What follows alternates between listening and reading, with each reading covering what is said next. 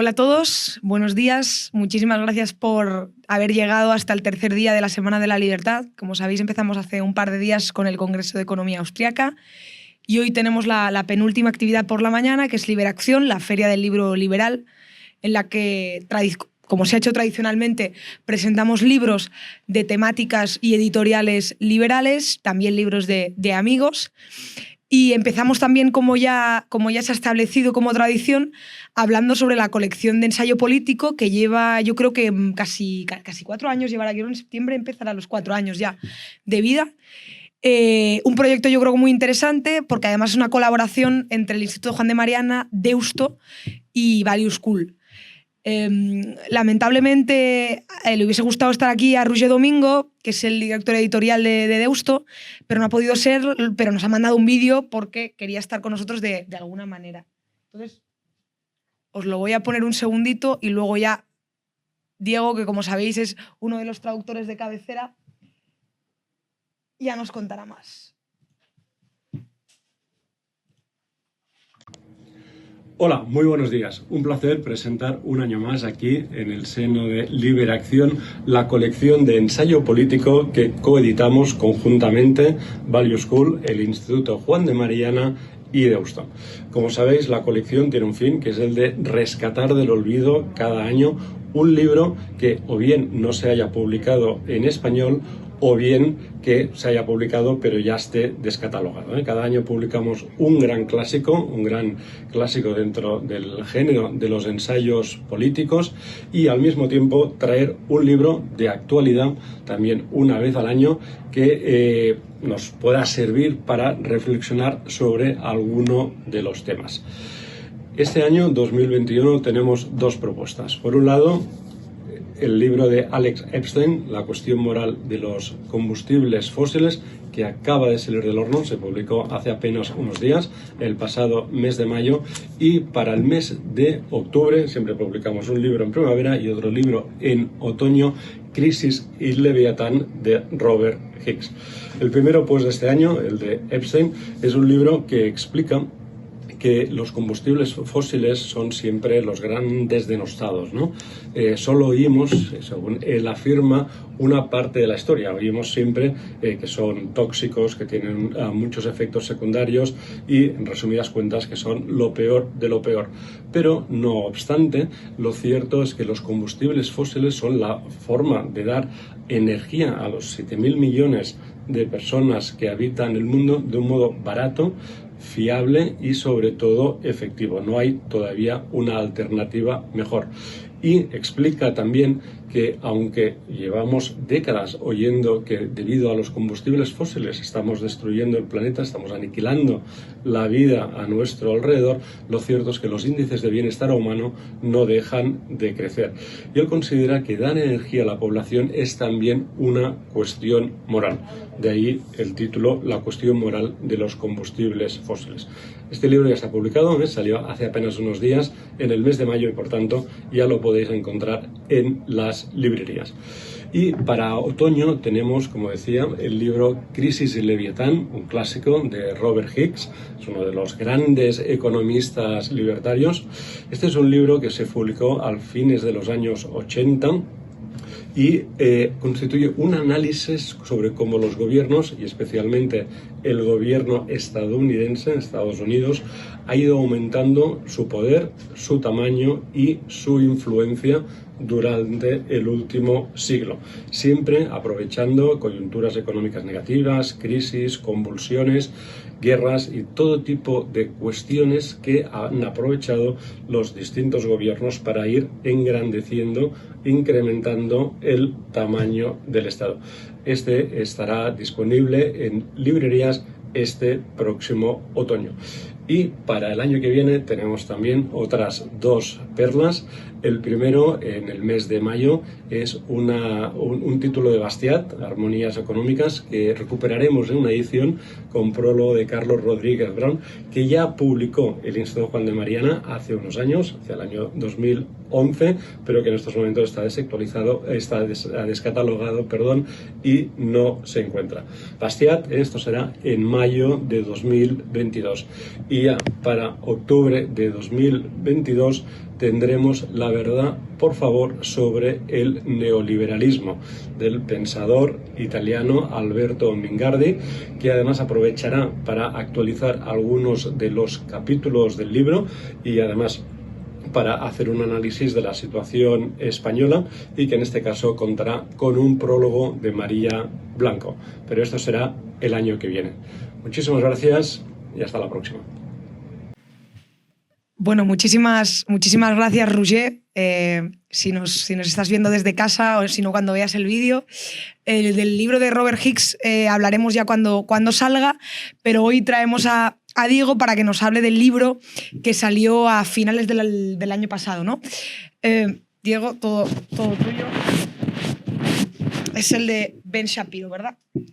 Eso es. Bueno, muchísimas gracias a todos los que nos estéis siguiendo desde vuestras casas, sea en directo o en diferido.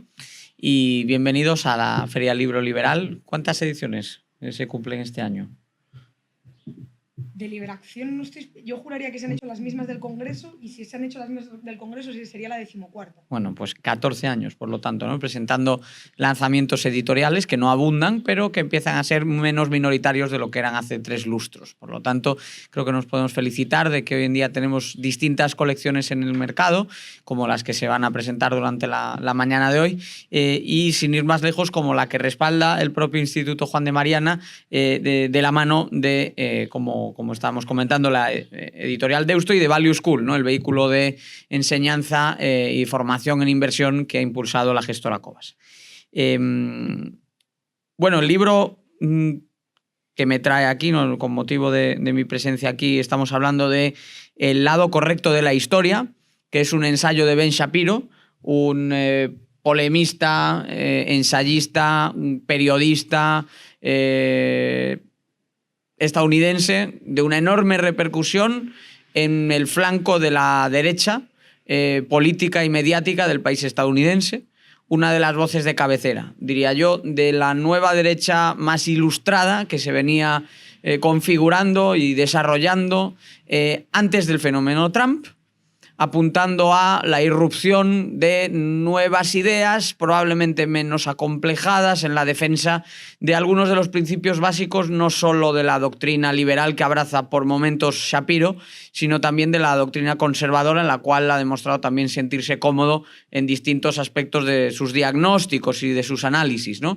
Entonces, bueno, Shapiro, como pez en el agua, dentro de las ideas tradicionales de la derecha americana, rescata algunos temas que el liderazgo republicano había dejado en un segundo lugar, que el mundo de los think tanks también, en su opinión, había pasado por alto, y se lanza de cabeza a la piscina de la guerra cultural. Este libro está dirigido de forma muy directa, muy específica, contra todo lo que suponen los postulados y los planteamientos de esa nueva izquierda de inspiración probablemente posmodernista, que tanta influencia ha tenido a la hora de introducir debates principalmente identitarios y generar una corriente de pensamiento progresista en la cual desaparecen algunos antiguos elementos, desaparece también el respeto a la tradición o a las instituciones como producto espontáneo de las sociedades, y aparece una pretensión de ingeniería social y de dirigismo bastante acusada, ¿no? Contra eso se dirige el libro de Ben Shapiro. Y Ben Shapiro lo que hace es mirar al pasado para después trazar, ¿no? Y plantear un horizonte al futuro. Cuando mira al pasado, lo que hace Ben Shapiro es una reivindicación muy fuerte de una interpretación de la historia hacia una teoría histórica basada en el ensalzamiento, la puesta en valor y la defensa de todo el acervo judeocristiano, desde el punto de vista de la religión y desde el punto de vista de la razón. Por lo tanto, entronca con Grecia, entronca con Roma, entronca con las primeras filosofías de helenas, entronca con el pensamiento católico, entronca con las estructuras políticas que se van desarrollando un poco a la luz de esas ideas, y de esa forma Ben Shapiro pues va creando Un relato que evidentemente puede ser matizado principalmente por el hecho de que pretende un cierto exclusivismo de estas ideas que ha sido refutado o al menos criticado por otros autores. El que me viene a la cabeza es Johan Norberg, que próximamente tendremos disponible en español, y da la casualidad, no prometo que esto no es en absoluto un monopolio, de hecho se han presentado muchos libros de los cuales yo solo he traducido uno. Pero justo el que estoy mencionando sí que es verdad que me ha tocado a mí en suerte traducirlo, que es Abierto, de Johan Norberg, y es un libro que se puede interpretar como una lectura complementaria a esta obra de Shapiro, en la medida en la que Norberg, el intelectual sueco, lo que hace es rescatar, por un lado, los modelos de sociedad abierta que han existido en Occidente, las eflorescencias que ha vivido Occidente, pero también explora, desarrolla, explica distintos momentos de sociedades abiertas y de modelos de aperturismo político, económico, social y cultural que se han vivido fuera de lo que sería estrictamente el mundo occidental. Pero qué duda cabe que la tesis de Shapiro, perdón, error de primero de principiante, la tesis de Shapiro, efectivamente, sí creo que queda parcialmente refutada por el hecho de que se han producido modelos como el que él describe fuera de lo que son las fronteras de Occidente, pero es verdad que si hoy repasamos cuáles son los principios, las doctrinas, las ideas que asociamos con la sociedad abierta, con la economía de mercado, con la democracia liberal, y comprobamos cómo se reparten a lo largo del mundo, sí es verdad que hay evidentemente una concentración geográfica que coincide precisamente con todas las áreas donde se había venido desarrollando pues ese acervo, esa tradición, insisto, judeo-cristiana, donde fe y razón se dan la mano. Grecia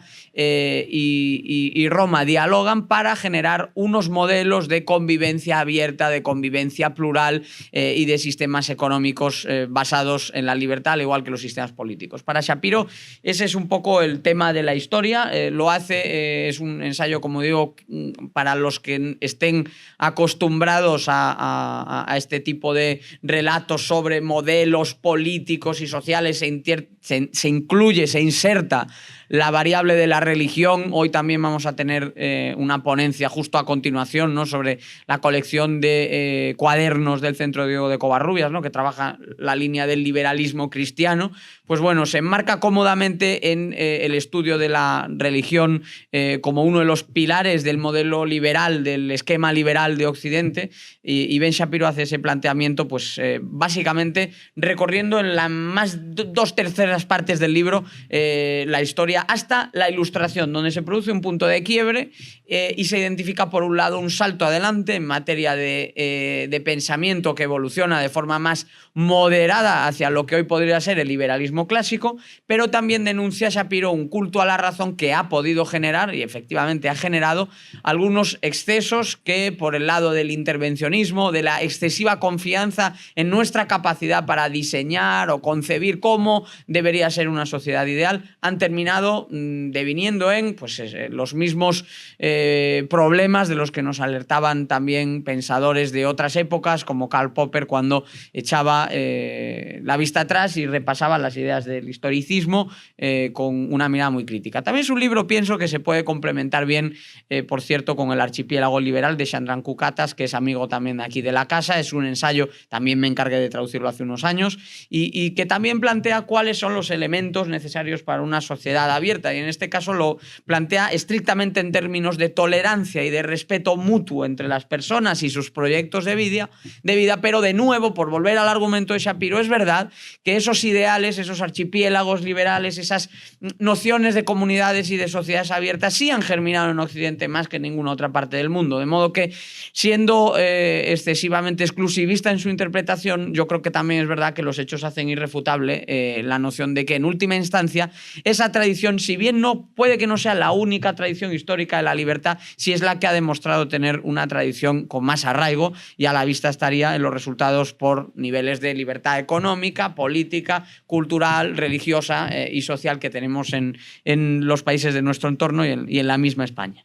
Se lanza en tromba Shapiro en el libro, en el último tercio del libro, ¿no?, contra pues las distintas fórmulas de pensamiento de la nueva izquierda que identifica con todo tipo de corrientes, ¿no? Por un lado, pues aparece el feminismo de izquierdas, que es predominante, como sabemos, pero también se centra en muchas otras cuestiones de la agenda, por ejemplo, de cómo se debe concebir, por ejemplo, el orden constitucional y el orden político, que, como sabéis, es una conversación.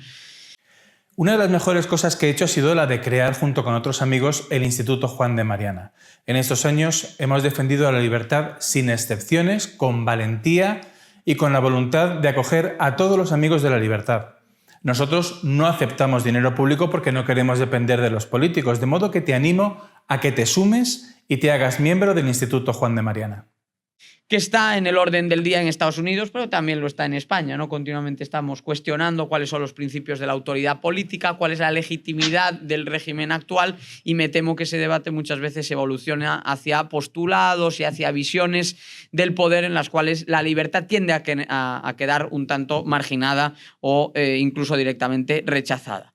Le preocupa mucho a Shapiro, y esto es curioso porque al menos quienes más se oponen a su trabajo, a sus ideas, le han acusado muchas veces de ser un hombre que causa polarización y que genera pues eso, un pensador un tanto radical, y sin embargo es un libro que continuamente llama al encuentro en torno a estos postulados. Es decir, es un libro que no es de batalla, sino de reconciliación. Es un libro que plantea una convivencia más armónica, con menos polarización, con menos enfrentamiento, con menos odio del que tenemos hoy en día en nuestras sociedades, en buena parte de las discusiones públicas. Y en ese sentido es un libro que, lejos de plantear esa mirada, o al menos la caricatura que se ha hecho de Shapiro, ¿no? Como un hombre polémico que genera rechazo entre una parte importante de la sociedad, más bien aparece de la manera contraria. Shapiro narra algunos episodios en primera persona con los cuales también podemos empatizar aquí en España, y desde luego que en otros países, que se refieren a esa pérdida de la tolerancia, del respeto mutuo y del entendimiento en los espacios públicos, de discusión pública, de análisis, las universidades, los medios de comunicación, en definitiva, todos aquellos foros donde intercambiamos ideas, donde debatimos, donde pensamos teóricamente en libertad, puesto que el propio Shapiro se ha visto envuelto en una serie de protestas, algunas de ellas tremendamente violentas. La que a mí me viene a la cabeza es los riots, ¿no? Como dicen allí, las revueltas en los campus de la Universidad de Berkeley, donde hicieron falta decenas y decenas de efectivos policiales. Hubo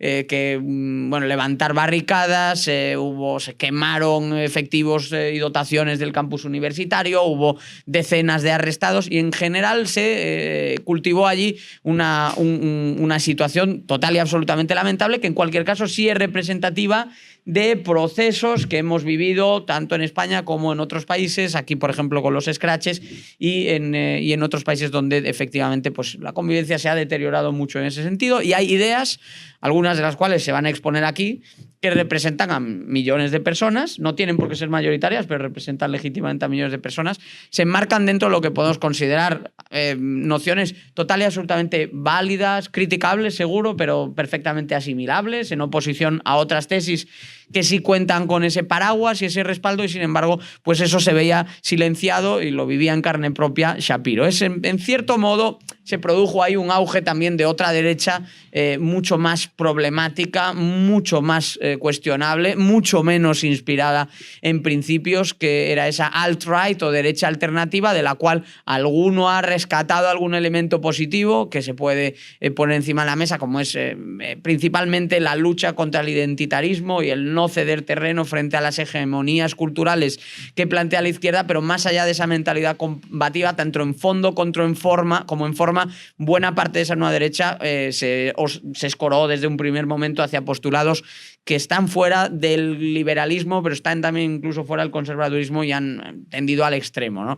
Famoso es el caso del polemista Miro Yiannopoulos, ¿no? Que luego pues, no ha terminado teniendo mucho impacto, pero precisamente en el punto en el que Shapiro recibe protestas muy violentas, también Milo era, ¿no? Miro le llama. Milo Yiannopoulos, pues también se viven aquellas reyertas, pero claro, no tiene nada que ver una conferencia de Shapiro con una performance de Milo, pero se mete todo un poco en el mismo saco, ¿no? Sin descartar todo lo que decía Milo, que algunas cosas eran rescatables, pero efectivamente en su buena parte toda esa derecha alternativa evolucionó incluso a postulados abiertamente deleznables, ¿no? Entonces, bueno, pues lo que termina enarbolando aquí Shapiro es una llamada hacia la recuperación de los espacios compartidos para el debate. No es un llamado hacia un pensamiento único, sino un pedido reivindicativo de la importancia que tiene el poder enarbolar principios liberales y o conservadores, como los que él esboza en este libro, sin censura, sin persecución, sin represión del pluralismo ideológico y deliberativo.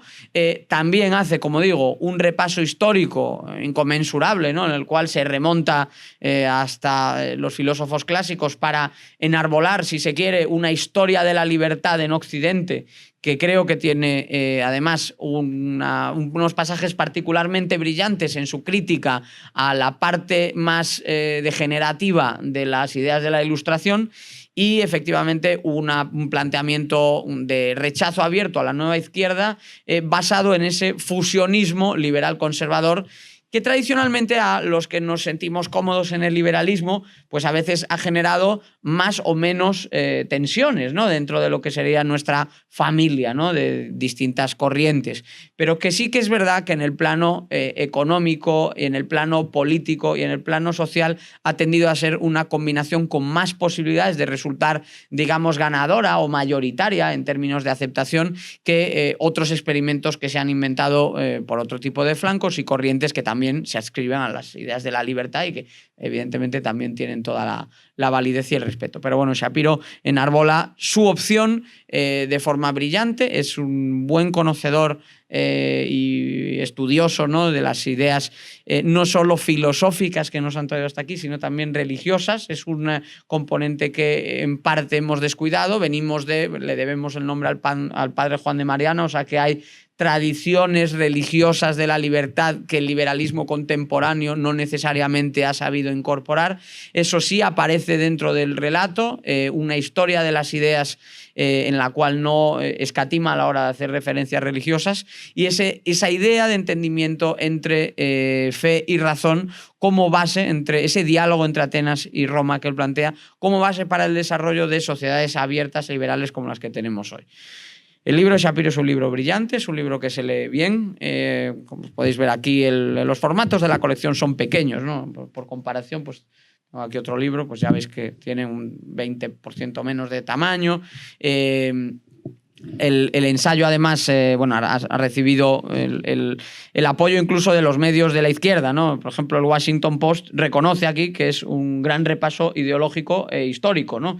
Más allá de las evidentes discrepancias que existirán probablemente entre la línea editorial del Post y los planteamientos de Shapiro, le hacen ese reconocimiento, ¿no? Y se lo han hecho también, yo creo, muchos de los que han querido ir más allá de esa caricaturización que se hizo de él a raíz de pues, aquellos debates televisados también donde cuestionaba algunos aspectos de la agenda sexual, sobre todo en materia de transexualidad y menores, que finalmente, aunque entonces generó mucha discusión, pues hoy uno de los libros más vendidos del año, más esperados del año, precisamente versa sobre esto, está a punto de publicarse en España, ¿no? Y habla de estos temas. Entonces, bueno, Shapiro no se mete en todos los charcos, toca cuestiones históricas y cuestiones del presente, nos aporta herramientas para entender y enarbolar una interpretación occidentalizada de la evolución de la libertad, y para complementar esa lectura, pues insisto en que dentro de esta colección está también el archipiélago liberal, y próximamente también Deusto editará de Johan Norberg Abierto, el libro Open, Abierto, en el cual se plantean pues, algunas visiones que se alejan un poquito de algunas de las tesis de Shapiro, pero sobre todo en términos geográficos, ¿no? De exclusivizar para Occidente en parte la teoría del desarrollo. Es la teoría de la pepita de oro, ¿no? Que se la ha llamado así, no recuerdo quién era el historiador que lo decía. A veces pues, achacaba, era un historiador africano que achacaba a buena parte de los pensadores de Occidente el trazar la idea de que se encontró una pepita de oro en la antigua Grecia y en Roma, que luego se disgregó y que se volvió a unificar con la Ilustración y el modelo de Estados Unidos. Evidentemente, por el camino hay otros modelos, hay otras sociedades abiertas y hay otras eflorescencias. Eso lo explica muy bien Norberg y es importante que lo tengamos en cuenta. Pero también es cierto, como dice Shapiro, que los datos son los que son y algo tendrán esa tradición de fe y razón para que sean nuestras sociedades las que han conseguido un modelo de prosperidad y de desarrollo más acelerado. Eso es todo lo que os puedo compartir sobre el libro. Yo creo que es un lanzamiento interesante, como todos los que ha publicado esta colección. Y pues me permito además terminar, ya que tenemos aquí la otra copia del año, ¿no? Que es el libro de Alex Epstein, pues el también recomendar, ¿no? Este libro, La cuestión moral de los combustibles fósiles. Veamos, hoy en día el argumento liberal tiende a ser que la economía de mercado genera cada vez mayor eficiencia y por lo tanto el recurso a los combustibles fósiles va a menos, de manera que hemos superado un mal, si se quiere, necesario, que sería el uso de estas energías. Y lo que dice Epstein es negar la mayor y decir, no es que sean un mal necesario, es que han sido un bien imprescindible. Necesitamos, aún lo vamos a necesitar, y desde luego que hemos necesitado del apoyo, de la benzina que nos aporta al motor del desarrollo el combustible fósil como una de las palancas para la revolución en términos de bienestar y desarrollo que hemos vivido. Por lo tanto, es una defensa argumentada, basada en datos, pero también de orden moral. Porque lo que hemos hecho en Occidente primero y en otras partes del mundo en términos de consumir ciertos recursos naturales y ciertos recursos energéticos de forma más directa, en este caso, no es una postura inmoral. No hay nada inmoral en proceder a realizar esa explotación de los recursos de una forma responsable y consecuente como hemos hecho, y precisamente eso es lo que ha elevado la dignidad de millones de personas que han salido de la pobreza por esa vía y han conseguido una vida mucho más digna que, de lo contrario, hubiese estado sumida en la pobreza más abyecta y absoluta. Por lo tanto, el libro de Epstein también es un ensayo muy fresco y muy novedoso que viene como, bueno, le sienta como un anillo al dedo a esta colección que yo creo que se ha ganado un sitio propio ya, no solo por ser de la casa, sino porque año a año nos plantea dos lanzamientos muy interesantes. O sea que muchas gracias a todos los que nos seguís desde casa, por supuesto a los que nos estamos viendo aquí en persona en la UFM. Y nada, pues os emplazo a seguir pendientes de la jornada de hoy, en la que se presentarán muchos libros y todos ellos a cada cual mejor.